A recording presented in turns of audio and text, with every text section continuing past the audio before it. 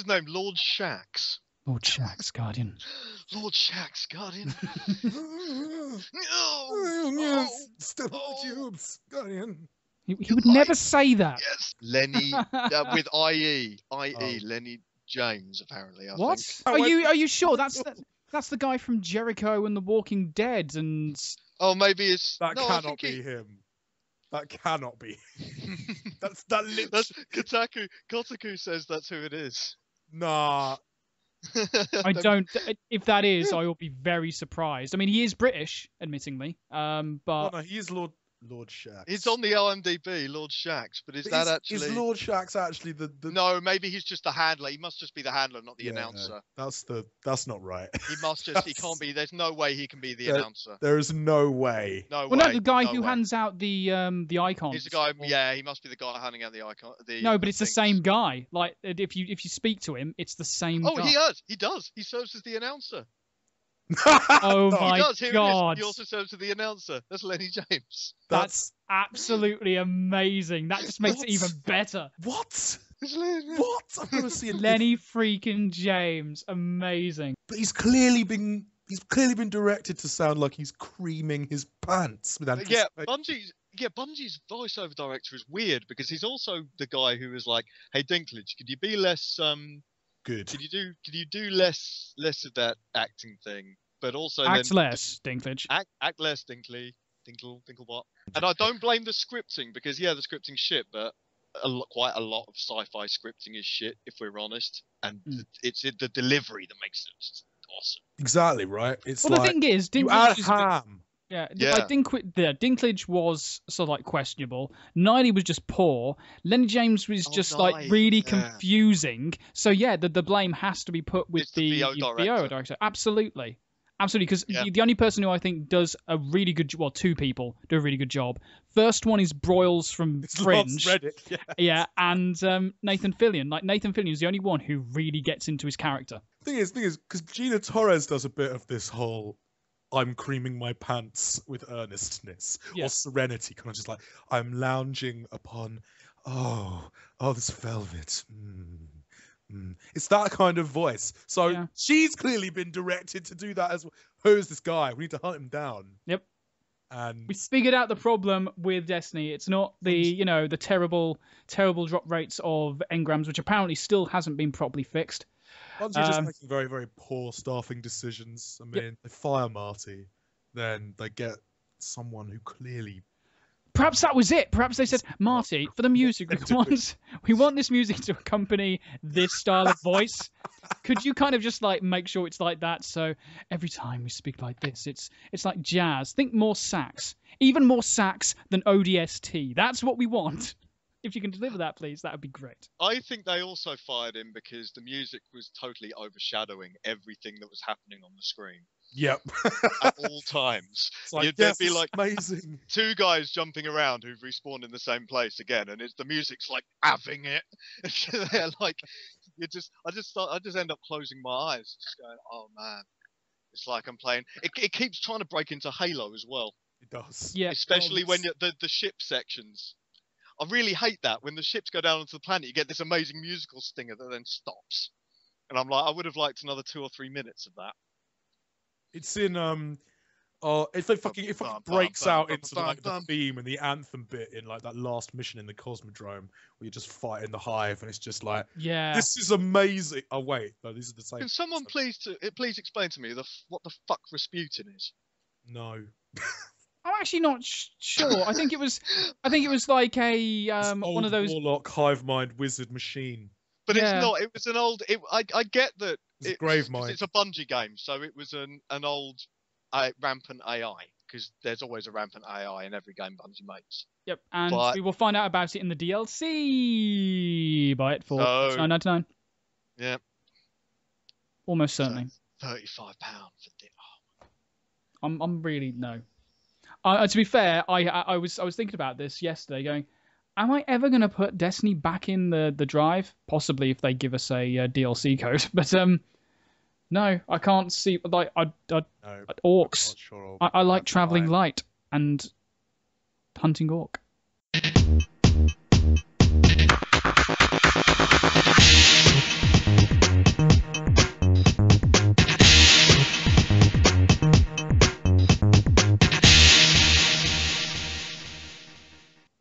Hello.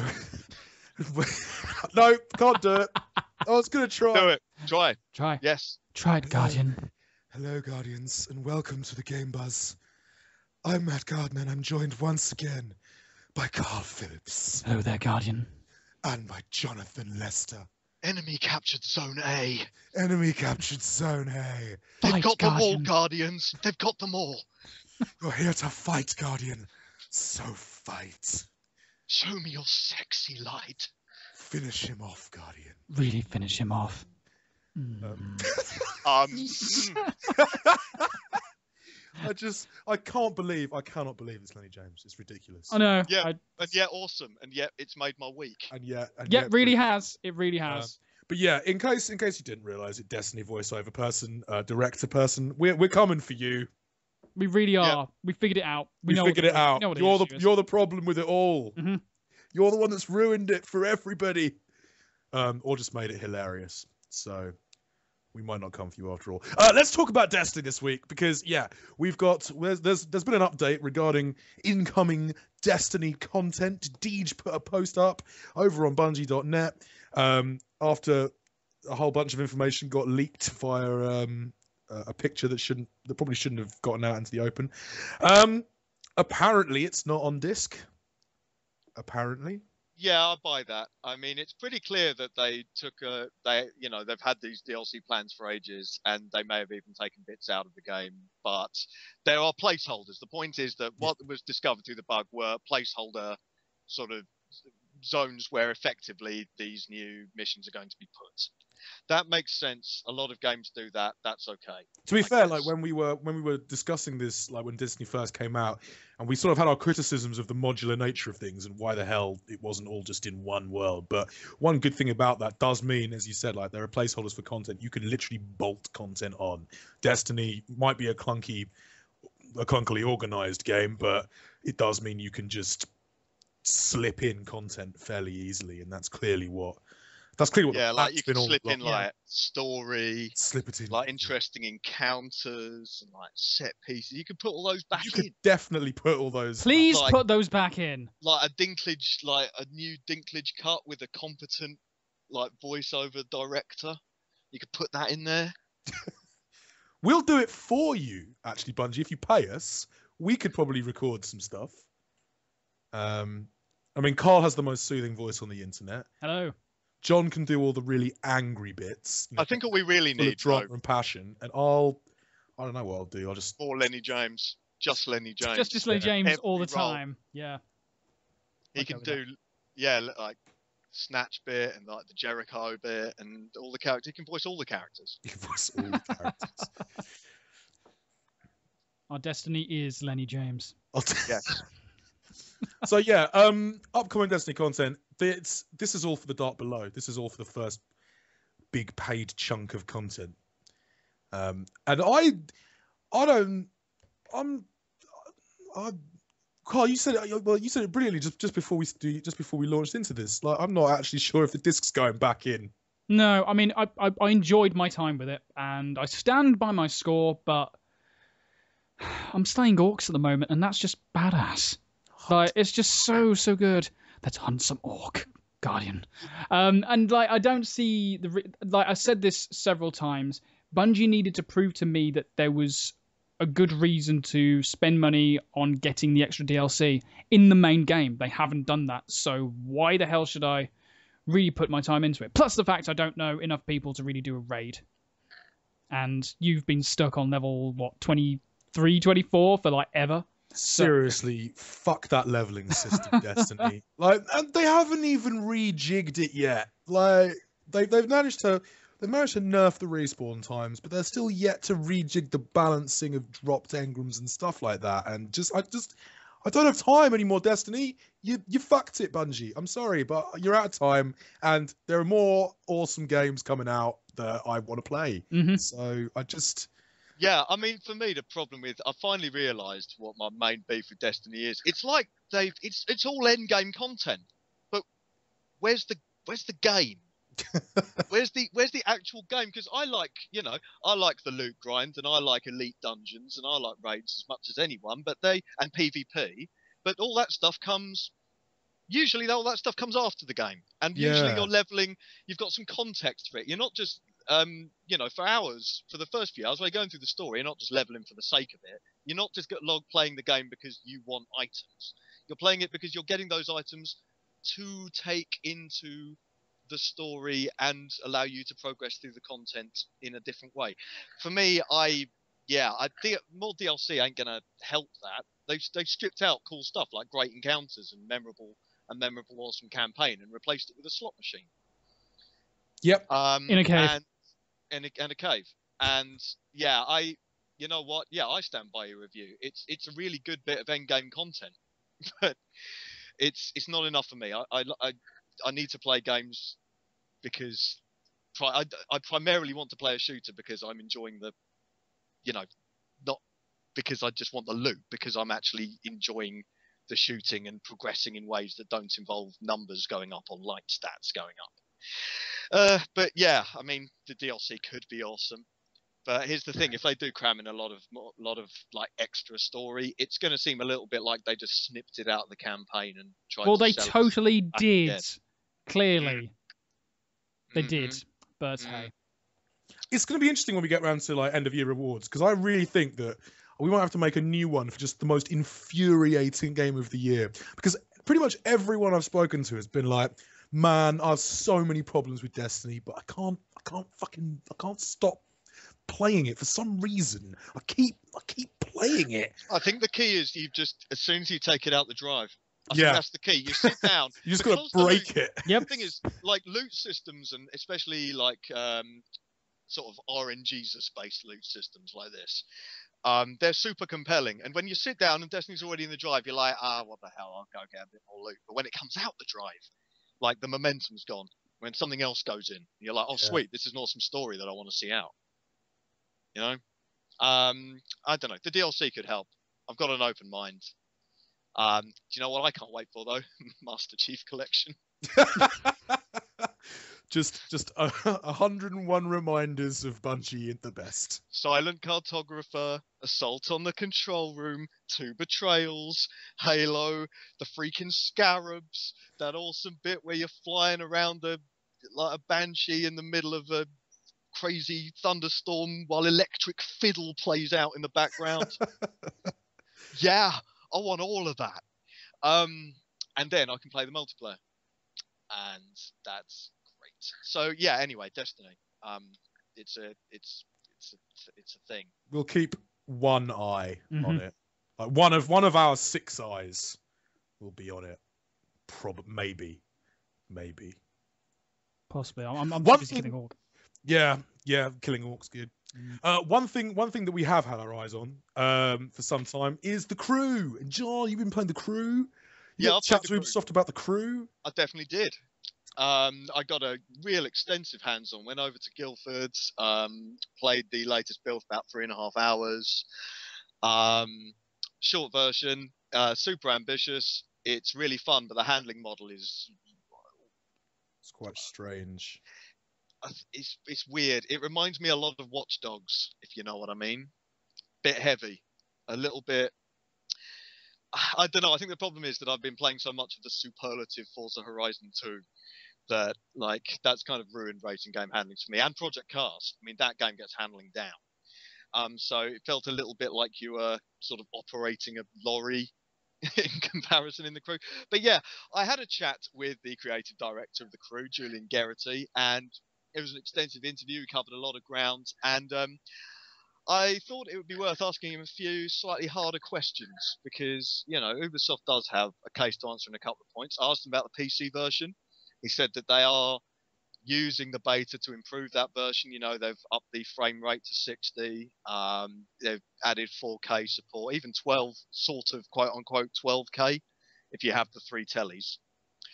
And if you do, then we should hang out and play cards sometime. Yeah, one of the things I had to ask him was Uplay. It's about Uplay because Uplay sucks.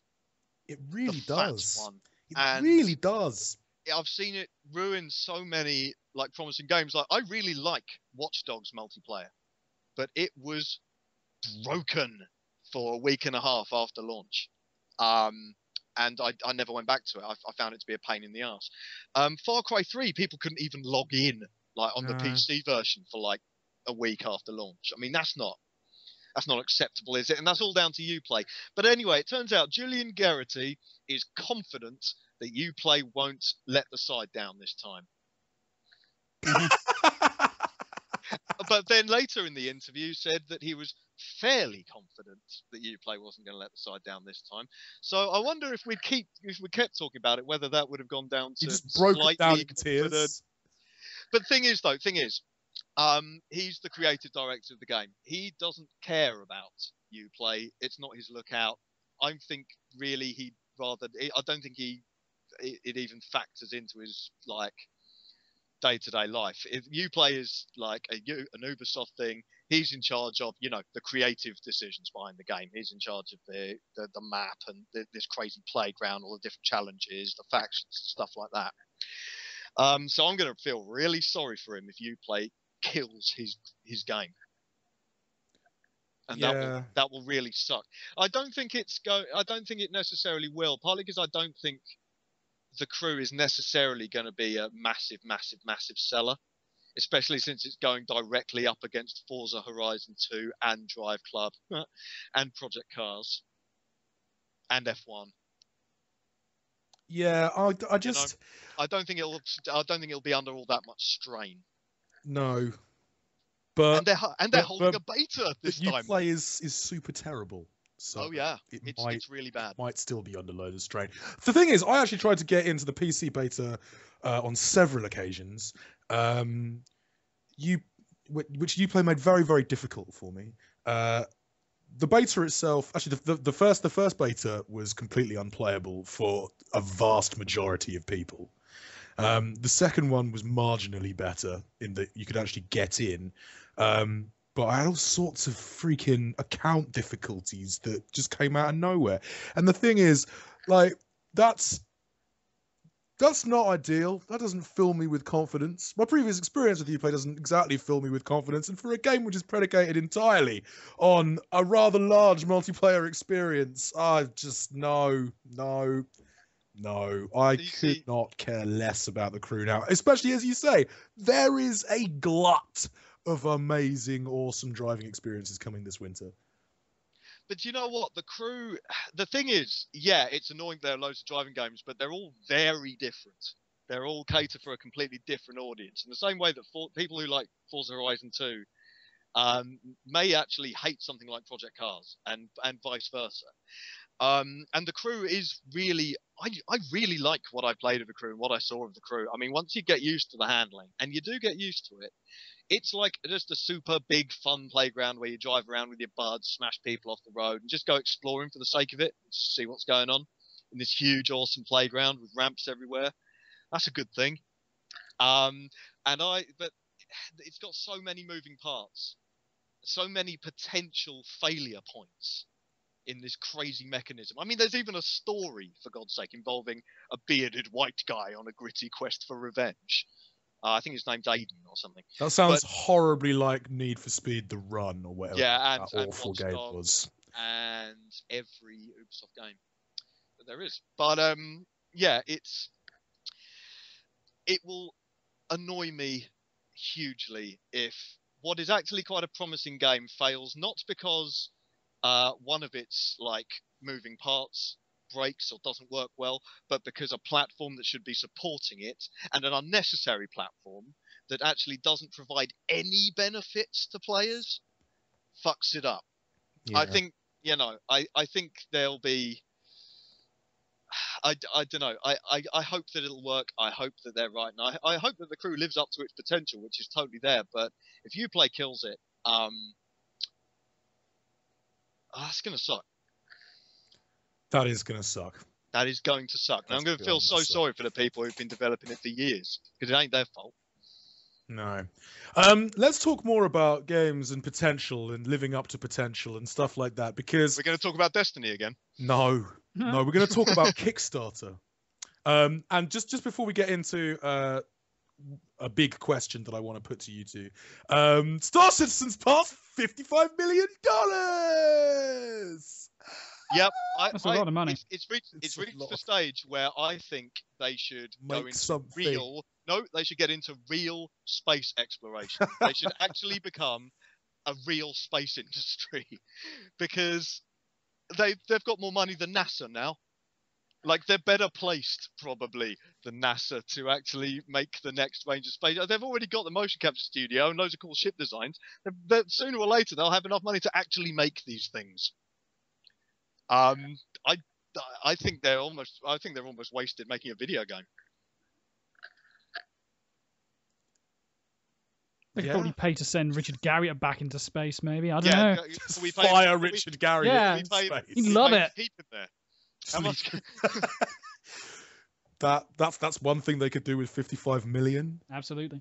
But the thing is, it's not the biggest crowdfunded game anymore. It's the biggest crowdfunded project just ever done. Like, this is the biggest thing that has ever been attempted ever, which is a bit weird. It's quite interesting, and to contrast with this, reports suggest that this year, basically, Kickstarter funding is down 50%. Like, half the number of projects were funded this year than they were last year. How's the bubble burst? That's what I want to put to you guys. How's the bubble burst? And is it a good thing that that project funding is down? Yes, on both counts, I would argue. Kickstarter was a bubble. It was like, suddenly loads of developers and even wannabe developers saw an opportunity to just throw their basic concepts into the crowdfunding arena and get a whole bunch of money. And at the same time, a lot of gamers, and I would say the majority of the gamers, were under the impression, and the completely false impression, that Kickstarters were effectively akin to a pre-order. That it was a platform that you'd see your wildest childhood dreams come up, and genres that you thought were dead could come up, and you'd just pay money and then you get the brilliant games that you've always wanted. And no, it doesn't work like that. What's happened now is that the market has normalized. The bubble's burst, the situation has normalized. And it's normalized partly because the audience has finally woken up to what Kickstarter actually is, which is basically charity. And you're not actually really entitled to a product. It's literally, you like the idea, so you can pay a bit of money, even if it's $1, because you like the sound of it and you'd like someone to take a stab at it. It's not so much a business model as a begging plate, and that's absolutely fine. But people have realized that now. And the other problem is that developers have gone, oh, look, early access. Now, doesn't that look interesting? Because I can set the price on early access, and I can make the minimum buy-in not like $1 or $2, but like $14.99, and do loads of different things. And it's on Steam, and I don't even have to refund people. And like, Steam will protect me even if my project fails. I won't even get I don't even have to sign that bit of paper Kickstarter makes you sign. And so they've all gone over there, and that bubble is going to burst as well. Yep. And when it does, that'll be a good thing too, because it's not bursting and it's not a bad thing. It's just settling down into a normal state of affairs where good projects get funding, and projects that aren't suitable for it either don't get funding or consider other avenues of getting their games either published or distributed. What's been nice, what I think has been nice about the Kickstarter situation is that, it's basically consumer driven. Like, before it was like, oh God, this is awesome. Yes. And as you say, understanding has taken hold over the last few months, well, the last year or so. And we've had the first wave, the first and second and maybe even third wave of relatively high profile gaming Kickstarters come in. Some have done better than others. Some have failed completely. Some have done really awesomely. And a lot of people have seen that and gone, okay, there is a fail state to be had here. Yeah, it's not a shop. I've got to be a little bit more circumspect with my money. And that's definitely a good thing. And you're right, it's normalized. It's not going to go away. We have this thing now in our industry, and it's a really good thing in our industry, but people are being a little bit more cautious and a little bit more careful about it, and calling for more transparency in it. And that's a great thing. And I cannot fucking wait for that to happen with alpha funding, especially over on Steam. But I do think that Valve may have to step in for that to happen. Yeah, a part of me wishes that, because at the moment a lot of developers are treating alpha funding like it is crowdfunding. Oh, hey, here's an idea, you may get a game down the line, and We I don't. did it, guys! And yeah, don't even get me started on Uh, DF9 We again. did it! But We went yeah, from 0.6 to 1.0! mod it, you ungrateful bastards! Have some source code! It's a reward for We've you! reached version 1.0, Guardians. Oh, God. But yeah, a lot of them, I don't think the model is. I think that the risk, because players can't just donate like $2 or like whatever they can afford, they have to buy in to a prototype. I think that Steam actually has to be willing to give refunds to any project that fails back to the people who backed it. I think that risk shouldn't be there. That risk works with crowdfunding because you're funding and you're donating effectively to an idea. But with early access, you're paying for a product, an incomplete product, but on the proviso that it will be completed. And I think that risk should be taken out of the customer's hands. And I think that will also make Valve actually do some A&R and like actually do some like quality assurance, because yeah, they've turned from Harrods to Costco, but even Costco makes sure that they're like there's a baseline quality standard, and they'll do product recalls if necessary, you know. Yeah, I think, well, we've already had one or two cases where games have been recalled, and there are Nowhere going to near be enough. more. There are going to be more. Nowhere near enough of them though. No.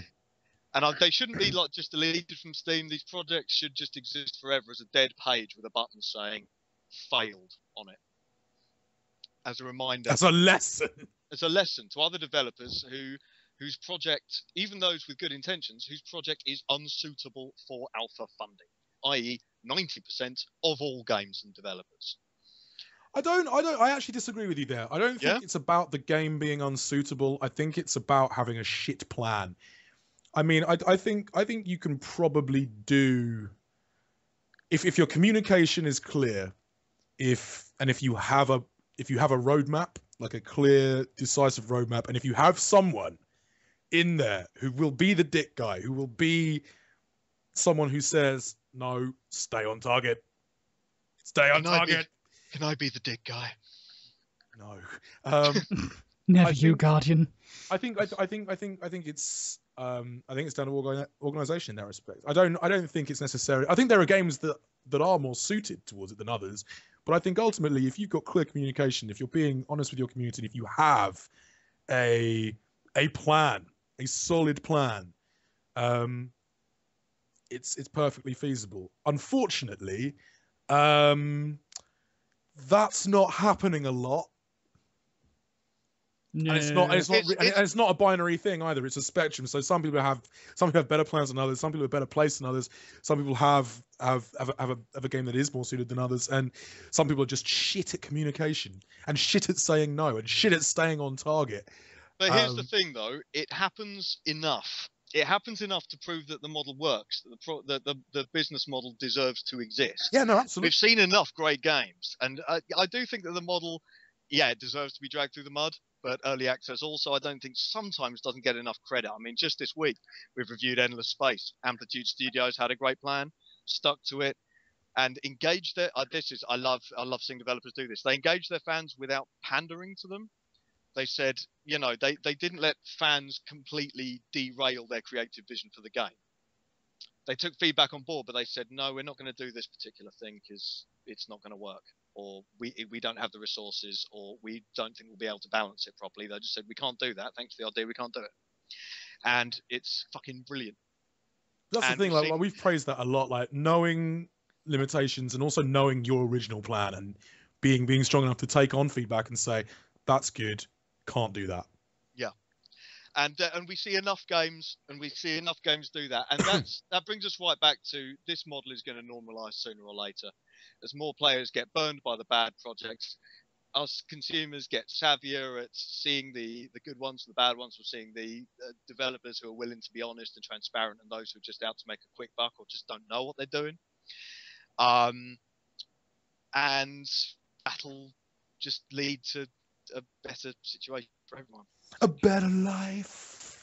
better life. A better life, Guardian. Yes. It's a lovely sort of positive note to kind of finish on, I think. Yeah, I think so. Yeah.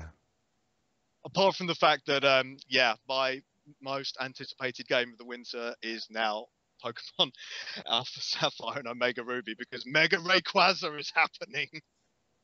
Oh my god, Mega Rayquaza looks amazing. It took one of my favorite Pokemon and made it even more ridiculously epic. Now do Mega Snorlax.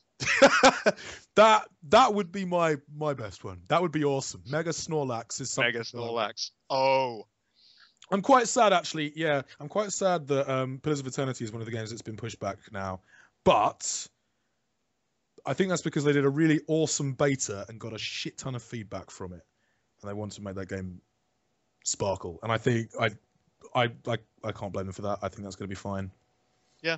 Although I'm not going to have any time early next year. Witcher, Pillars, Batman.